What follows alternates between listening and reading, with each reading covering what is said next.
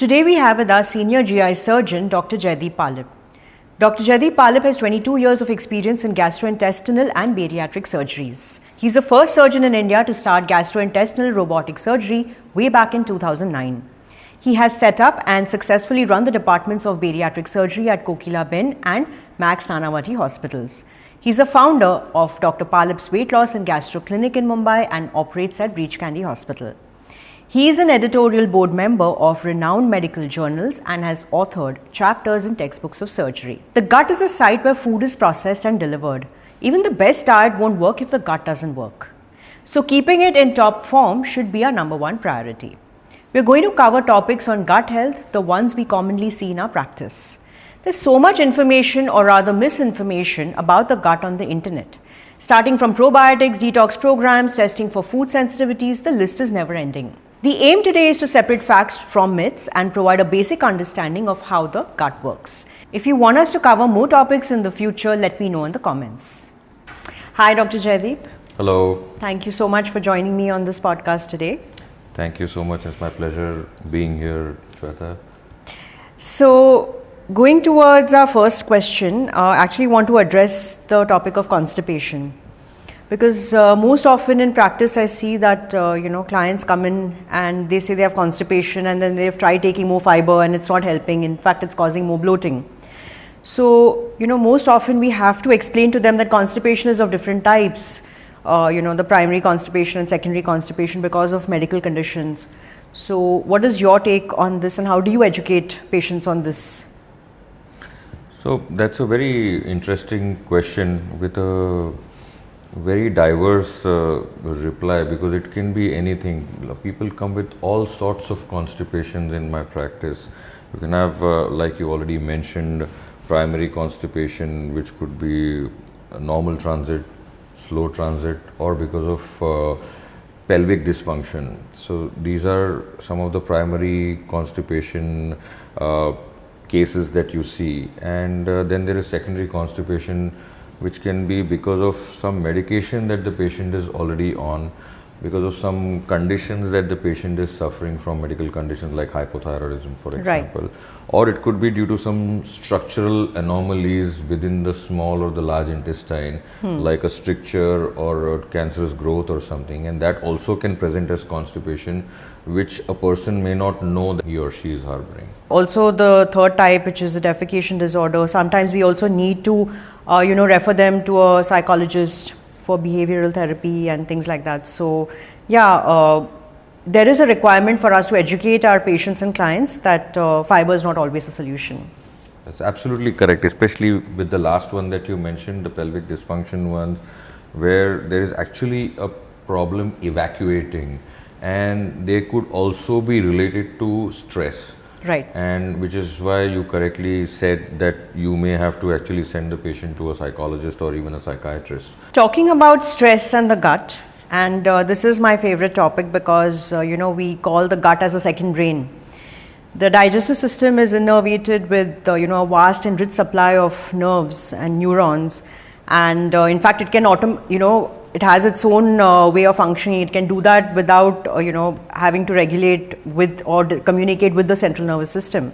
In fact, it also makes neurotransmitters like serotonin and acetylcholine. So when we talk about stress, obviously because of this rich supply of nerves which are present locally, the gut is going to get affected. So what is your take on that? So I always believe that it's our gut which controls our body. And I always tell my patients this, be it for any disorder, whether it's upper GI or lower GI, or whether a person comes to me with morbid obesity, that the root cause of most of our ailments from head to toe, not just in the abdomen, actually start in the gut. Because not many people are aware that the number of neurons which are present in the gut connecting to the brain are way more than even the connection of the spinal cord to the brain. Right. And that is why, whenever you say that, I had this gut feeling that I want to do this, or I had this gut feeling that I didn't want to do this, is because it actually originates from there. And that's the key to the success of having a healthy life and a healthy body. Right.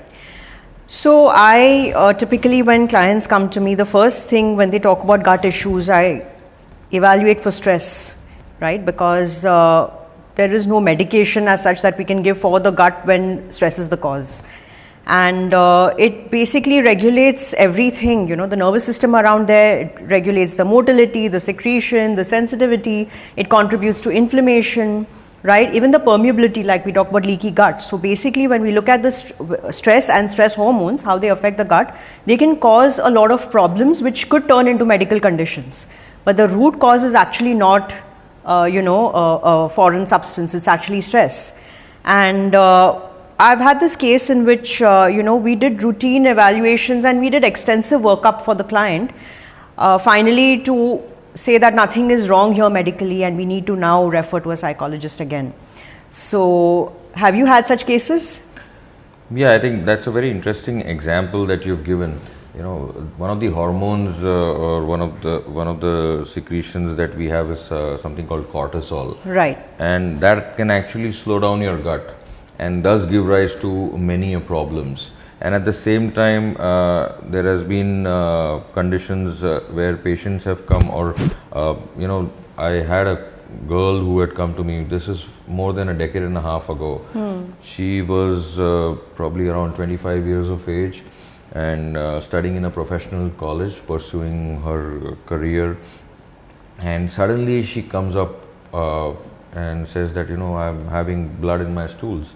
Okay. And that was pretty serious, and her hemoglobin dropped down to 6. And obviously the parents were worried, and I knew the entire family because one of the parent was my operated patient for some other condition.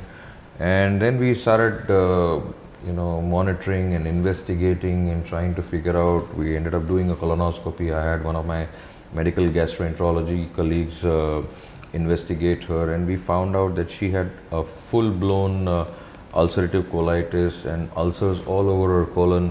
And it was very shocking because there was no preceding history, and suddenly this girl comes up with such a lot of florid symptoms with a lot of bleeding. And then as we went on deeper into the history and we started some medical management for ulcerative colitis, in the next few follow-ups over the year and a half, I realized that every time that she has a flare-up is corresponding to her exams. Oh. And that was something which was, which raised my antennae. And I said that, okay, fine. So this is the stress factor, and this is what is causing the problem here, and this is what we need to fix. And the moment we started addressing only that, believe you me, by the time that she went into her final year, she was already off all medication. She had stopped getting a relapse and she had stopped bleeding completely. Wow. And a year down the line, when we did a colonoscopy on her, there was no lesions at all. Wow, and amazing. This has been a decade and a half, and I know the family in person, and she has never come back with a relapse. The next topic is gastroesophageal reflux disease, or GERD as we commonly call it, or acidity for our audience. I'm seeing that a lot of people who are overweight tend to suffer with these issues. In fact, now I've also been seeing a lot of people who come with, dry cough, but they don't have any symptoms of any acid coming into the pipe, which now we call as silent GERD or LPR or laryngopharyngeal reflux. So can you give us a little, input from your practice about this? So Shweta, this is actually one of my favorite topics because I see a lot of patients who come to me for GERD. What you call LPR, we classify that as NERD.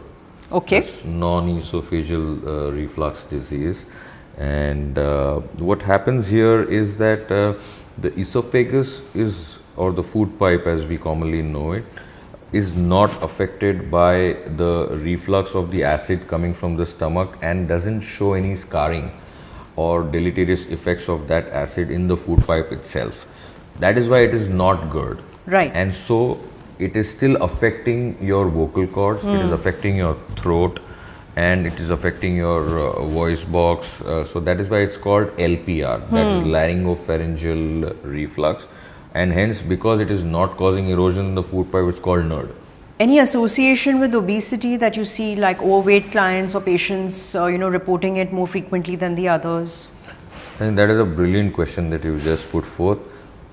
Because I am practicing bariatric surgery and we get patients who are morbidly obese or class 3 and class 4 obesity also, invariably people who are suffering from obesity have a lax gastroesophageal junction, Right. because the muscles, as in the whole body, the muscle around the esophagus or the sling of muscle around the esophagus in the last portion where it becomes the stomach also weakens, Right. and is replaced by fat, and hence the acid from the stomach easily rolls up and causes GERD or NERD, one of two things.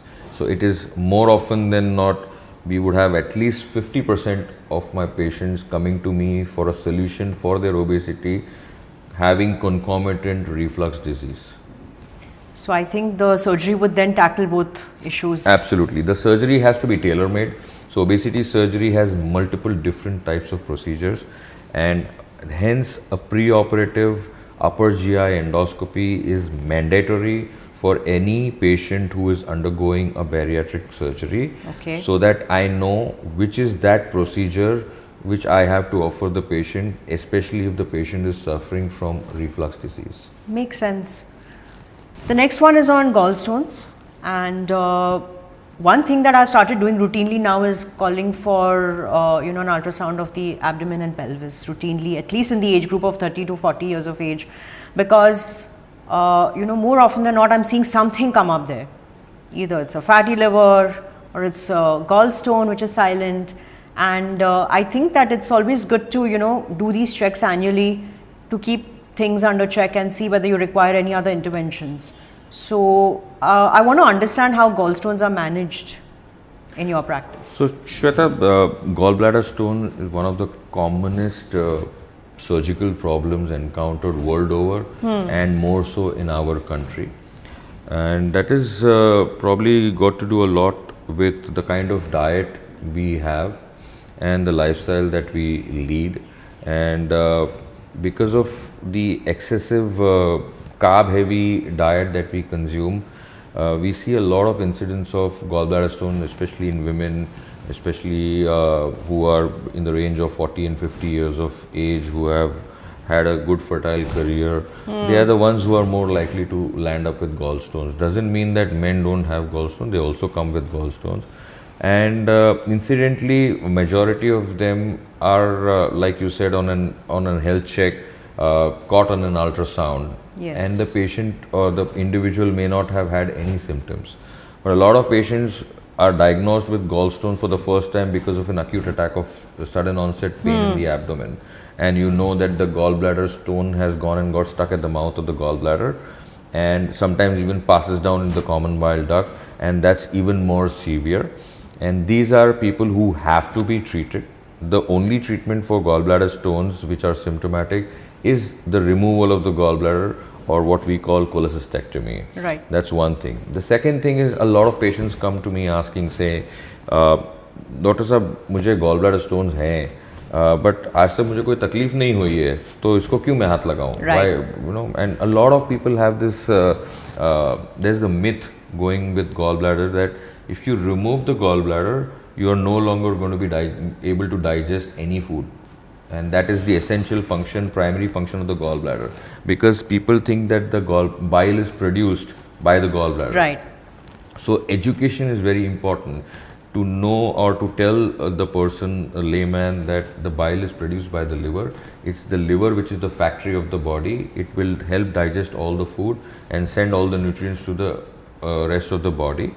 And the gallbladder is just a reservoir, and you can absolutely make do and have a healthy life without the gallbladder. If it has to be removed because of gallbladder stones or even other conditions in the gallbladder, including a gallbladder cancer or a tumor in the gallbladder, and you will be absolutely fine. There is no problem. Silent gallstones, another problem is that when a person is diabetic and they come with large stone, one single large stone or multiple small stones, again the same question, that if I am not symptomatic, why should I remove it? There are so many small stones, but I have never had an attack of pain or anything. But for diabetics, they don't suffer from pain because diabetics essentially have damaged nerves, and those nerves are present all over the body, including the ones inside the body, inside the abdomen. So when you have an attack of gallbladder stone, and what we call as acute cholecystitis in a normal individual, he suffers from acute pain. But a diabetic will not get that pain because of diabetic neuropathy. So it is a preemptive step to electively remove the gallbladder if you have multiple small stones, because they're going to be far more dangerous and sometimes even life-threatening for a diabetic person. Interesting. I didn't know about the diabetic neuropathy in the gallbladder, which does not allow a diabetic to even sense pain of a gallstone. Interesting. I've had a case of elective cholecystectomy, and she's about 55 years of age, and she's doing very well after surgery. In fact, she's doing far better than I expected her to. You would know that most of my clients follow a low carb, high fat diet. So one of my concerns after surgery was how much time would it take for me to bring her back on that diet, right? Because she was following it before surgery. And, within a matter of 2 weeks, I see that she's gone back to her full diet and has absolutely no symptoms. The next one is about, bloating. The first thing that, when a client comes in and asks him or her that, how's your gut doing? No, I get a lot of gas, I get a lot of bloating. So we do try a lot of things in terms of, taking a few offending foods off from the diet, maintaining a diary to check whether, there are some triggers. But after having done all of that, sometimes we see that they still don't get better. So then we kind of say, okay, now I think you need to speak to a doctor who can evaluate medically and then, arrive at some diagnosis of your problem, if there is one. So can you tell us a little bit about SIBO and how is it detected, about those tests, the hydrogen breath tests? Are they sensitive? Do they work? All right. So let me first start by giving a disclaimer that I feel is very common in Indian patients and not seen in other populations as much, is that we are the only people who are affected by gas and bloating. Carbohydrates. Far more than Caucasians or patients from the Far East or even patients from Africa, because I treat a lot of patients coming from Africa and Middle East. And this is unique to the Indian subcontinent, that humko bahut gas ho raha hai. And that is something which can put the best of the doctors and make them shaky because they don't know what to do about that gas. Having said that, SIBO, as you said, bacterial overgrowth, more often than not is a result of post-operative phases. And a lot of people who have undergone surgeries inside their abdomen, their gut can slow down. More often than not, it's because of adhesions which form. The moment a surgeon goes in and does an open surgery for anything inside the abdominal cavity, even if you've done laparoscopic surgeries, minimally invasive surgeries, there are chances of adhesion formation, which means that organs get stuck to each other. Small intestinal loops get stuck to each other. We have small intestine which are on an average at least 8 meters long. That's 800 centimeters. Right. And the food has to traverse these 800 centimeters, then go into the large intestine. Imagine that there are clumps of small intestine which have formed, and that just slows down. That's where the gas starts forming. Right. And that's why the patient starts getting bloated. And these can actually cause serious problems. And they can be treated symptomatically, or they rather have to be treated symptomatically till such point that you actually have to take some serious action about it. And diagnosing them, as you wanted to know, how do you diagnose them? So there are certain breath tests where you can pick them up, this person actually has bacterial overgrowth, because the presentation has classical symptoms lined up in it. And sometimes, radiological investigations, it will support the diagnosis of SIBO, because there is actually air fluid levels seen on a simple X-ray abdomen or on a CT scan. And we know that, there is a structural problem or there is a functional problem happening here, and this is SIBO.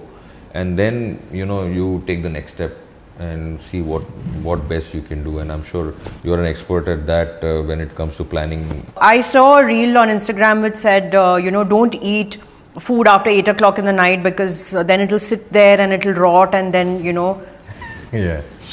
it's not a garbage I've bin. seen that. It's not a garbage bin. Yeah. It works beautifully. There's constant pushing of food through the tract at regular intervals, and it does its job of sweeping everything, provided you also take care of it and give it the nutrients and the support it requires. And of course, like you said, there are certain conditions in which that motility is affected, or there is some bacterial overgrowth for other reasons. Maybe there's not enough acid production, and then we have to evaluate it. But randomly just going in for these kind of content on the internet and then self-medicating and self-diagnosing and self-treating is something which I don't advocate at all. In practice, usually what I do is I prescribe some brands which I know work very well, and I test them for a short period and see if there's any improvement. There's no point in keeping a probiotic in the stack all the time. What is your take? How do you prescribe probiotics? So, probiotics, there is something called probiotics, and now there are things like prebiotics, food stuff which are known as being prebiotics. Right. I'm sure you also prescribe them in your diet plans for your patients.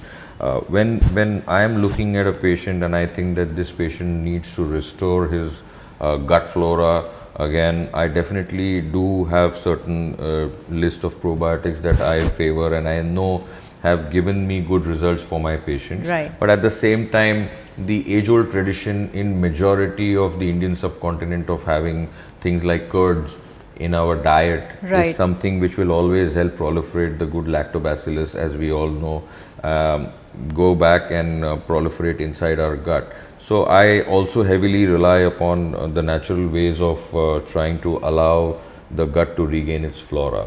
And I'm sure you as a successful nutritionist would also be doing that in your nutritional plans.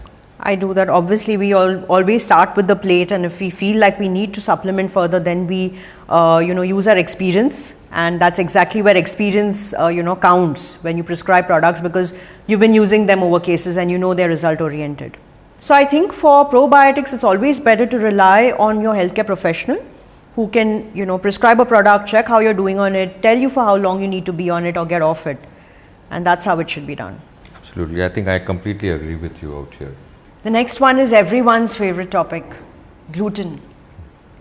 And there's a lot of work, on gluten, where we have identified that it has inflammatory properties.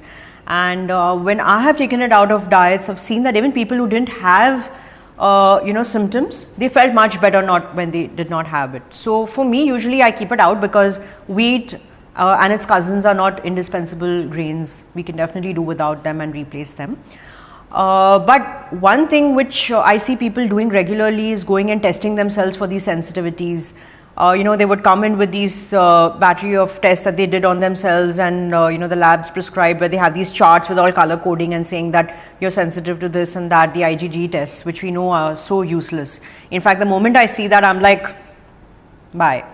So that's one thing which I also want you as a doctor to throw light on, that to educate our audience about not to do these tests. IgG, especially for gluten intolerance or any other intolerance for any food material, is absolutely a test which is avoidable. It is of no importance, because that test shows that you are exposed to that particular element in your diet, and that's it. It cannot say that you are allergic to it. Right. Yeah, there are far better tests which can give you some idea, but still cannot totally confirm or put you in the right direction of what you're thinking it is, like IgE or IgA and multitude of IgA related tests. Right. But you being the expert in nutrition, I think would be in a better position to describe things that can be done with or without gluten. So one thing which I do is, I religiously maintain a gut diary for my clients, and it works beautifully. Actually, that's all that we need to do, because they themselves identify, and it's just not about food, right? It's a menstrual cycle, it's stress, it's sleep, it's exercise, and travel, jet lag. There's so many things that affect the gut. So sometimes it's just enough to maintain a diary and identify what's wrong. Very few cases where I've had to actually say that this is beyond me And sometimes even the gastroenterologist would say this could be an allergy, and then we refer to an allergy specialist who would then do an extensive workup, because we do know that that area is again, something that we shouldn't go into, especially because it's so specialized and it's so extensive. So that's when I refer them to an allergy specialist, and then the workup is done. But yes, there's another test called the Zonulin test, and we do know that Zonulin is a marker of intestinal integrity and permeability, and it regulates the tight junction permeability. But the blood tests again have been rubbished by research, that they're not accurate. Right. And again, they are being advertised by a lot of labs, and people are going and doing the Zonulin test to check if they have leaky gut. So I think a lot of marketing goes behind a lot of new tests which are actually not ratified by the FDA, the Indian FDA or the US FDA or the regulatory authorities. Right. And if they are not, if they have not gone through the stringent testing and shown their credibility world over, I think it's pointless to prescribe it to any of our patients, because we're not doing justice to them. Right, right. So Dr. Jaydeep, I've been seeing a surge of IBD cases lately, and I've been in practice for 17 years, but literally in the last 5 years, I've been getting 2 or 3 cases every year. And that's very surprising for me, because what we learned in college, we could hardly practice after we graduated because there were no cases. And now I'm learning so much about it, and there's so much research also being done in that area. Can you tell us a little bit about ulcerative colitis and Crohn's disease, especially from the Indian perspective? So, Shweta, we don't see so much of Crohn's in our practice.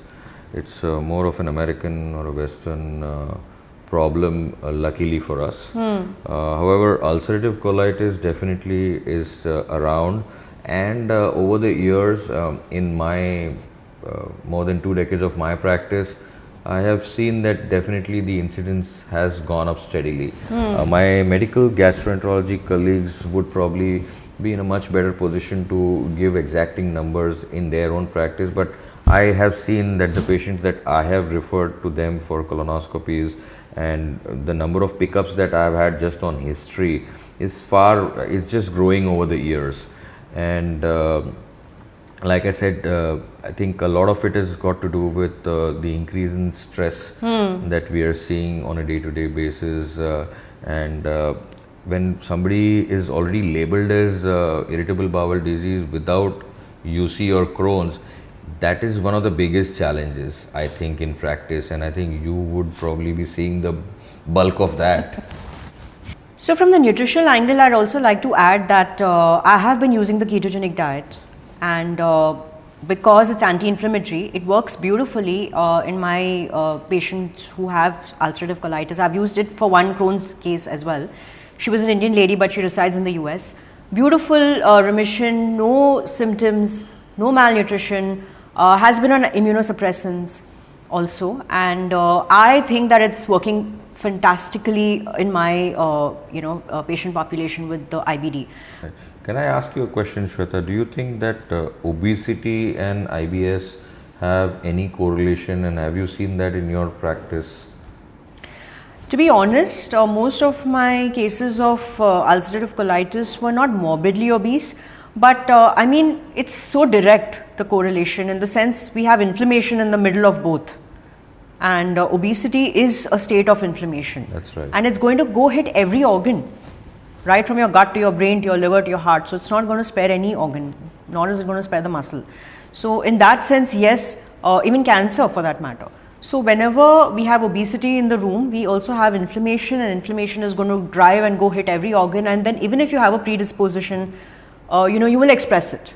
You will have that condition. So we have to tackle obesity as the root cause of any other disease. Absolutely. I think that's great.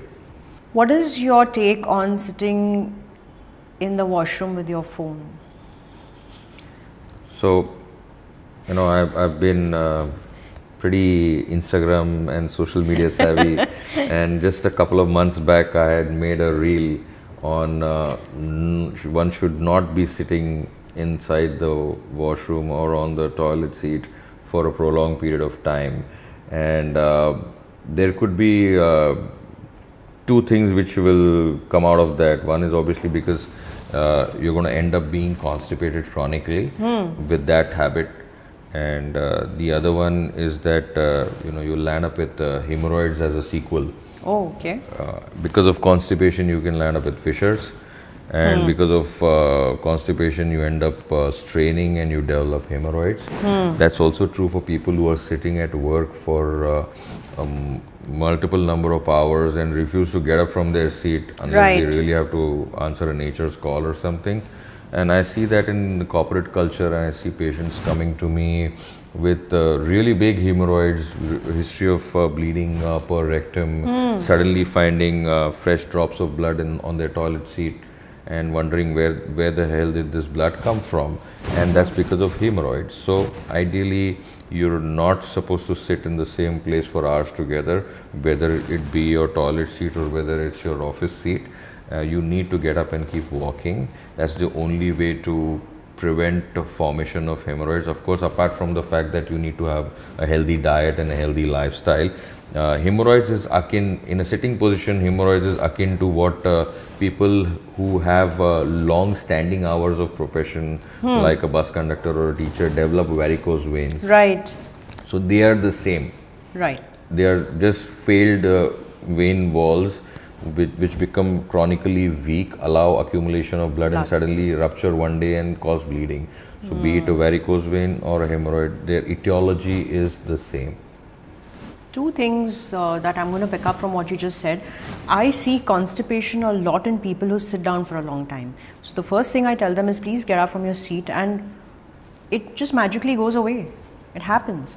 And again, I read somewhere that you shouldn't be sitting on the toilet seat for more than 3 minutes. Is that correct? No, I don't think that is correct, because let's put a time limit on that. No, because I don't think people can go and get done in 3 minutes more often than not. But each person has a different timeline. There are people who go just once in a day and clear their bowels. There are people who have to go 3 times in a day. There are people who can go once in 2 days. So to each his own.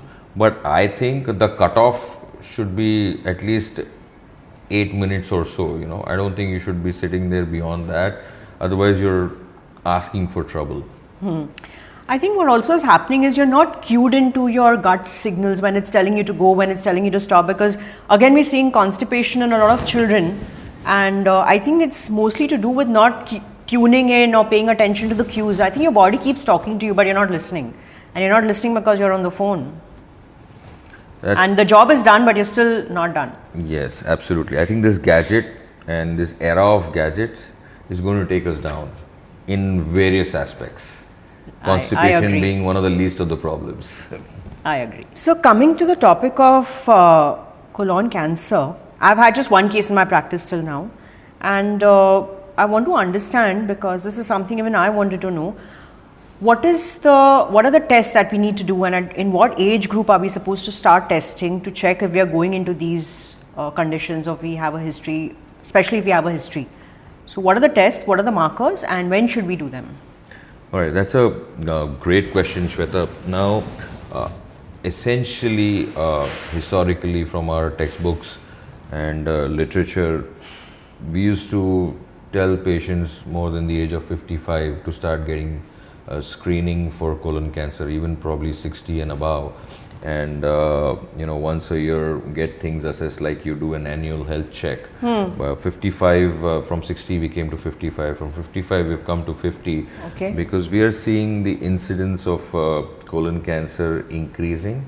We are seeing the pickup rate of colon cancers in our patient increasing. We've seen the age group decreasing. And this is something very similar to what I saw in my training days almost more than 2 decades ago, when I was doing my fellowship in Italy. Western Europe and the US and Canada, that population inherently has a very high incidence of colon cancer because of their diet, because of their lifestyle. And there I would see patients in their 40s also coming with colon cancer, very early colon cancer. We are seeing that happening now. 2 decades later, I'm seeing that happening. I don't practice primarily. I don't practice colon cancer, or I don't treat colon cancer in my essential practice. But I do get patients who are known to my operated patients and friends and relatives who come to me, and invariably I have seen people even in their 30s landing up with colon cancer. Simplest test to do is a stool routine microscopy. Okay. If it shows occult blood, that means you need to investigate further. If a patient is coming with symptoms saying that he's got constipation alternating with loose stools, that should raise your antenna. Even if you are practicing nutrition, and if your patient tells you in the middle-aged patient, if he or she tells you that, you know, sometimes I'm constipated, sometimes I'm getting diarrhea, that should ring your alarm bells. The first thing you want to do is refer them to the gastroenterologist or the surgical gastroenterologist. We'll get a stool routine, we'll get a tumor marker, we'll get a colonoscopy, we'll do a simple per-rectal examination sometimes, and you'll find a rectal growth touching the tip of our finger, and that's one of the commonest things that we find, you know. But picking it up on your symptoms is very crucial to catch it early. If a patient keeps sitting on their symptoms like they keep sitting on the toilet seat, then you'll probably miss the boat. Understood. And then there are tumor markers like CEA, serum blood tumor markers like serum carcin embryonic antigen, or CEA, CA19-9. So there are different tests which we can perform to see where the patient stands. And those are then used as prognostic indicators once the diagnosis is confirmed that the treatment is planned. So we are supposed to do them in the age group of 50 to 60 annually? Like, when should we start testing for these markers, the blood markers? So because the stool test is very easy, it can just be ordered annually. That's the first thing which you need to do. We can't do the blood markers without any symptoms, but nowadays majority of the health checks in most corporate hospitals, private hospitals, or even diagnostic centers includes the tumor markers. And if you see now, if you know, pretty much everybody living in tier 1 and tier 2 cities in the country have a mediclaim or a medical insurance. Yes. And one of the mandatory things there is a pre-operative or an evaluation, a thorough full body checkup. And these include the tumor markers for the colon cancer, for women, for the breast cancer. And again, most people are not aware that colon and breast cancer are also linked genetically to each other. So if somebody has had one in the family, then you can be on the lookout for the other in the other sex in the same family. Interesting. You would be happy to know that I order the stool test and then tell them to go see the gastroenterologist. I'm very proud of you, Shweta. Okay, the last question about detox enemas. What is your take on putting things up the anus? I think things should only come down the anus, and unless it is medically indicated, an enema is not something great to take, especially for detox. But these are purely my views. I don't think there is any rationale. These are my views too. I would second that. You know, these are procedures which should be done under medical supervision when they're indicated, and they're not routine things to, you know, when things are supposed to come out of that segment and you're pushing things back in. That's not something that's natural. And in terms of detox, I think again people really underestimate the power of the gut to regenerate itself. It's such a high turnover of cells. Every 2 to 3 days your gut is renewing and doing its job if you just help it to do its job. So the last part of the colon, that's the sigmoid, rectum and the descending colon, they are excretory. Right. They are not absorptive surfaces. They only absorb water so that the body retains as much water as possible, prevents dehydration. Correct. And removes the toxic waste. Right. I don't see or understand how a detox enema is going to get absorbed from there and make your body right. So you're an expert in bariatric surgery, and that's an area which is new for me as well. So just for my knowledge and for the audience, can you just tell us about who are candidates for the surgery? Right. So, Shweta, when it comes to the ideal candidate for bariatric surgery, there are now bariatric surgery is called metabolic surgery. So the name is not just for weight loss, but it is for weight loss, which will help get relief from medical comorbidities. So it's called metabolic surgery. And having said that, there are guidelines which are established, and these are for the Asian population and the Indian population separately. Okay. And there are guidelines which are followed by IRDAI. IRDAI is the Insurance Regulatory Authority of India. Okay. So they have a different guideline. They are still following the Western guidelines. So first I will tell you that the medical insurance guideline is anybody above a BMI of 40 kg per meter square is a straightaway candidate for a bariatric metabolic surgery. Anybody who is less than a BMI of 40 but more than a BMI of 35 is also a candidate for bariatric metabolic surgery if it is accompanied with at least one medical comorbidity like type 2 diabetes or blood pressure, hypertension or hypothyroidism or any of these illnesses which are associated with obesity. The Indian guidelines were in line with the Asian consensus guidelines until 2 years back, and they were that anybody who is more than 37 kilogram per meter square BMI is a straightaway candidate as against 40. Right. And anybody less than 37, more than 32 or 32.5 is a candidate with one medical comorbidity. And anybody who is less than 32.5 and more than 28 BMI with severe uncontrolled type 2 diabetes not resolving or coming under control with intensive medical management for 1 year on the trot, and referred by their physician, endocrinologist or diabetologist, is also a candidate for bariatric metabolic surgery, because metabolic surgery is known to give you remission from type 2 diabetes, proven already for more than a decade, and that result for type 2 diabetes of remission lasts for at least 8 to 10 years, which means that you can be diabetes free for almost a decade if your body has been suffering from diabetes and that diabetes has not been in your body for too long. So people who are suffering from diabetes for 0 to 10 years show a much better response to bariatric surgery. Now those guidelines have even further been brought down because India is the global capital of type 2 diabetes. Right. So now the same guideline has come down to 27 BMI to 30 BMI for uncontrolled or resilient type 2 diabetes, and more than 30 BMI to 35 BMI for people who have one medical comorbidity, and more than 35 BMI for people who have no comorbidities.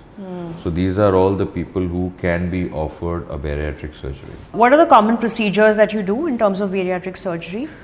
If you So- can throw a few names. Of course, bariatric surgery has multiple procedures. The commonest procedure performed world over and also in India by us is called the sleeve gastrectomy, where we just reduce the size of the stomach and make it into a very small, thin sleeve-like stomach, sleeve as in the sleeve of a shirt, but it essentially looks like a banana. Yeah. So bag-like stomach becomes a banana-shaped stomach, and it's actually a volume of 80 to 100 ml.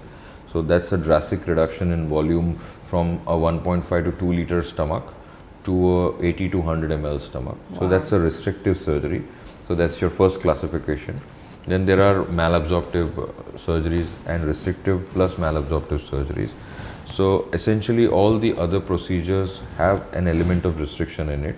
So the traditional gastric bypass or the Roux-en-Y gastric bypass is one of the oldest bariatric procedures, and it has stood the test of time over the years, where we create a stomach pouch which is only 40 ml, like the size of an egg, you know, and then you can connect it with a loop of a small intestine, and then you connect that loop to the original loop of the small intestine. So the food goes from one passage, the digestive juices go from the other passage. So it actually looks like this, so that's why it's a Y. Right. So that's why it's called Roux-en-Y. Roux is after the surgeon who invented the procedure. It was a French surgeon called César Roux.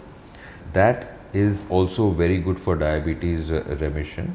But there are procedures which have now come over the last decade and a half, which are even more powerful anti-diabetic procedures, like the one anastomosis gastric bypass and the sleeve plus procedures. And in the Indian population, especially in my practice, I do a lot of sleeve plus procedures. Those are the sleeve gastrectomy with a duodenojejunal bypass and sleeve gastrectomy with a single anastomosis sleeve jejunostomy. So these are very complex names, but essentially what we are doing is doing a sleeve gastrectomy and then bringing a loop of the intestine and joining it to that sleeve.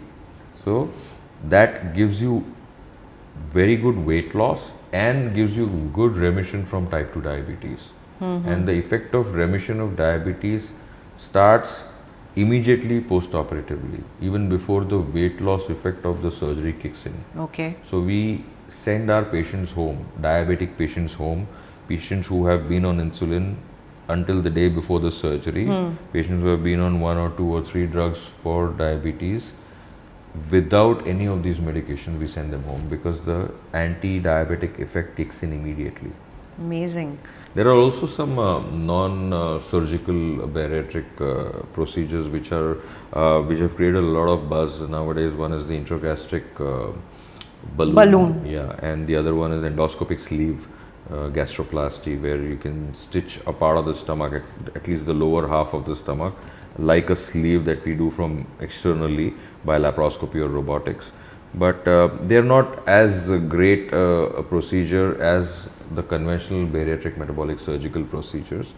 You will not get that great an effect of weight loss or remission of diabetes from these two lesser invasive procedures in your body, but they definitely have their place in the market of weight loss as far as procedures are concerned. Okay, so the next question is about prehab. We've identified people who need to consider the surgery, but as we know that no procedure could, guarantee you or be like an ironclad guarantee against becoming obese again or being diabetic again, and that lifestyle changes have to accompany any procedure, whether it's your cardiac or a gut-related surgery.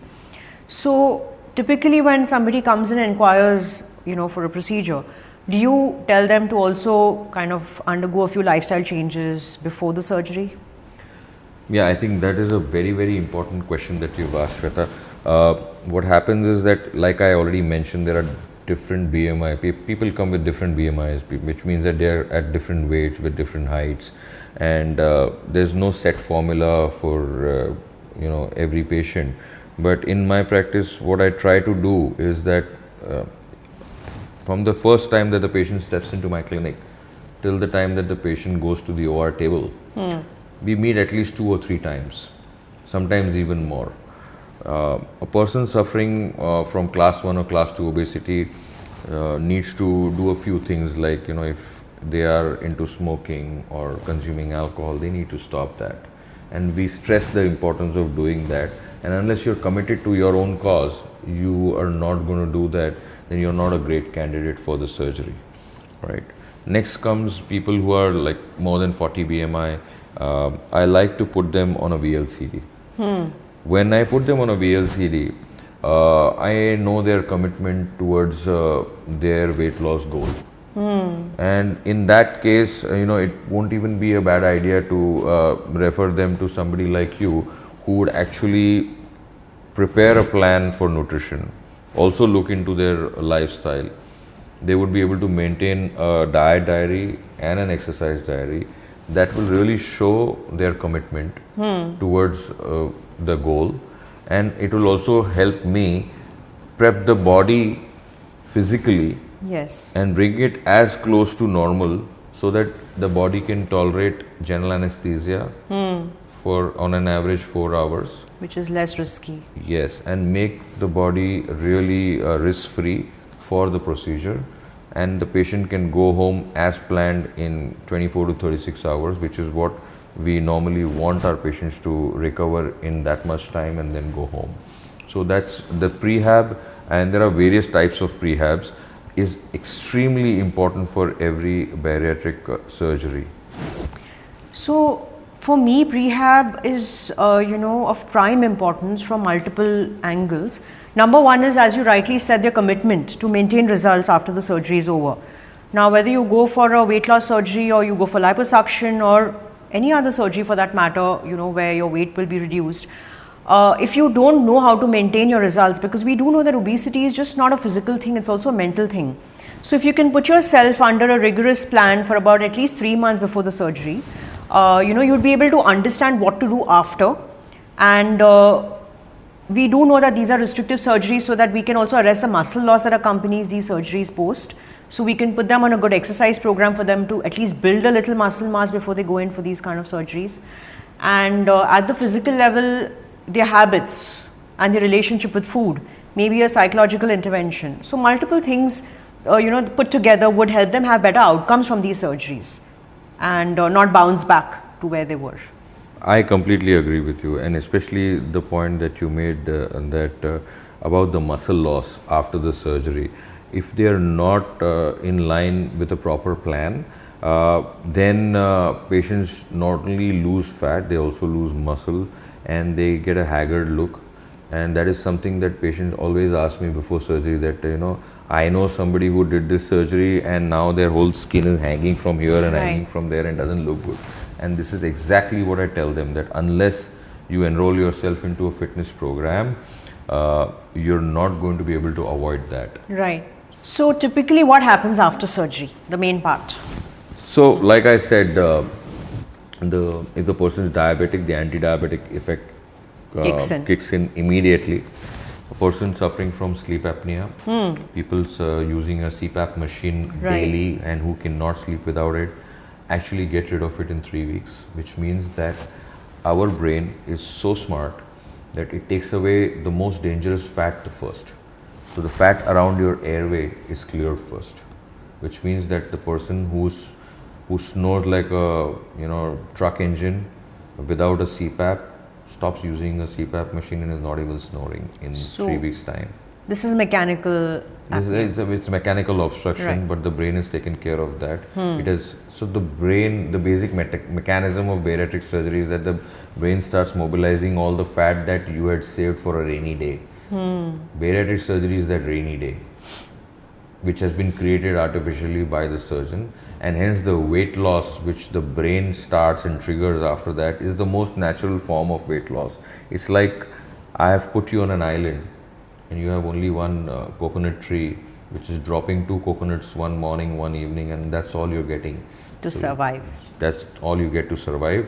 You're going to lose weight.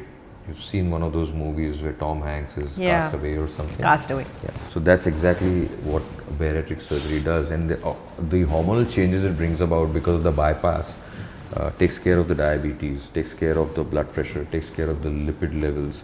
So you start shrinking overall, and like we already mentioned, even the muscle loss. If you start exercising, then all the protein that you're consuming will hold on for the muscle to be retained and also to be built further, because there's skin, then there is fat, and then there is muscle. Right. So if the fat is shrinking, you want the muscle to grow and fill up that space so that the skin goes and hugs the muscle, and that's very crucial. So that's going to happen in the next 8 to 10 months. And then suddenly one fine day the brain realizes that, okay, now this guy is eating a decent amount of food which is protein rich, because now you've understood that this is your commitment for life.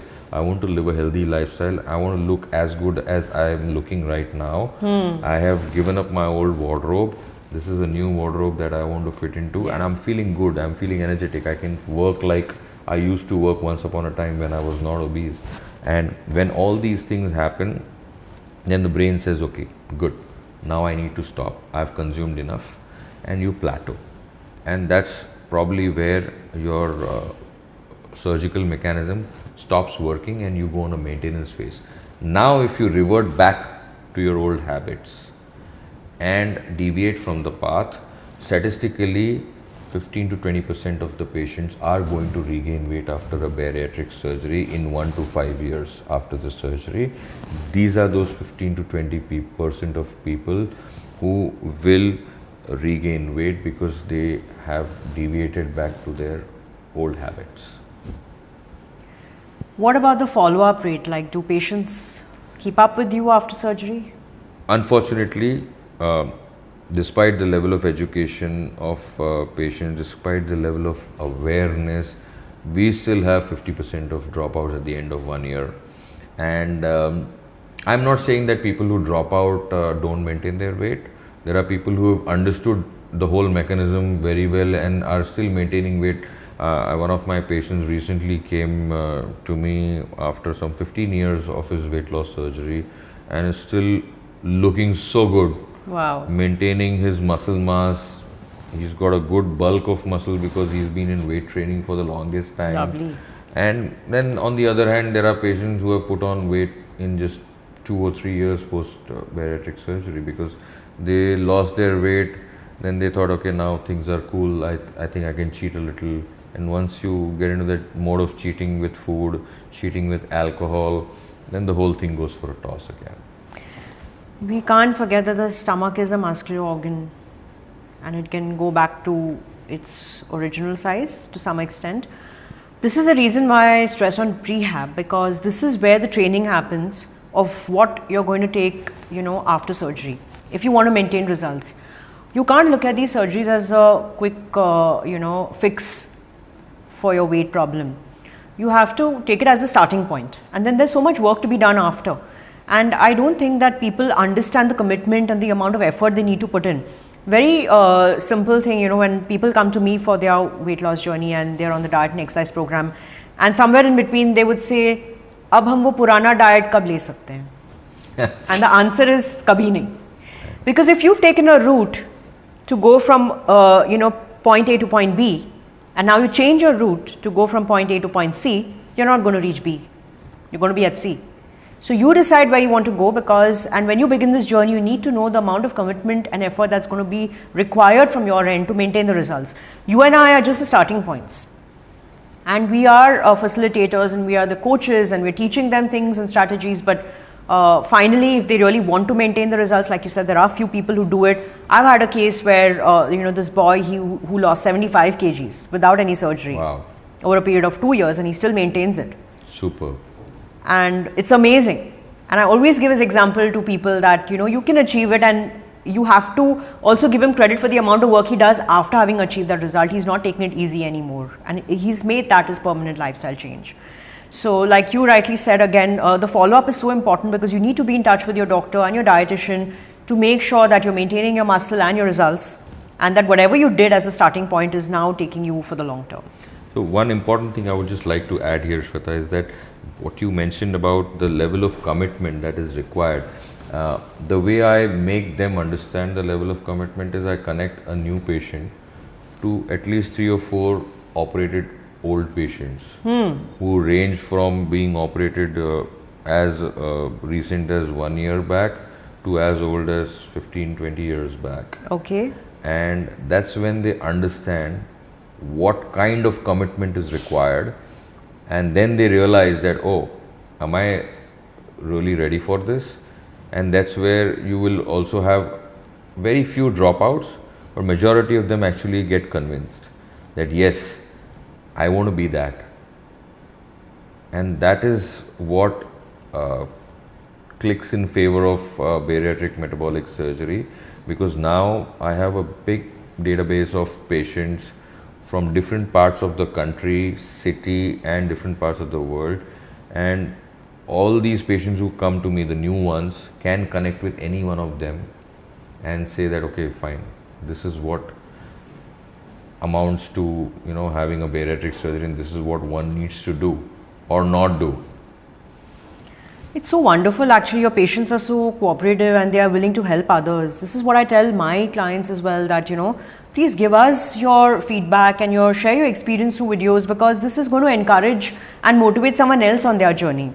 And this is not about boosting our practice, but this is about sharing experiences, because 2 people will relate to each other more than me counseling and telling them 100 things, which of course I would motivate on a different level. But when they see somebody else go through the same journey and achieve that result and what it took out of them to maintain it, it's different and it's beautiful. I think so. I think the journey is very important. If you see somebody else's journey, you want to walk that same path. Exactly, right. And it's doable. Absolutely. Great. Thank you so much for sharing all this valuable information from your experience. I've learned so much today, and I hope you had a good time. I had a lovely time. It was my pleasure to be here with you, Shweta, on this show today. And of course, learning is always 2 ways. and it's never only one person learning. So I'm happy that I had this interaction with you with regards to diet and lifestyle and nutrition, and how you are so meticulous in planning things.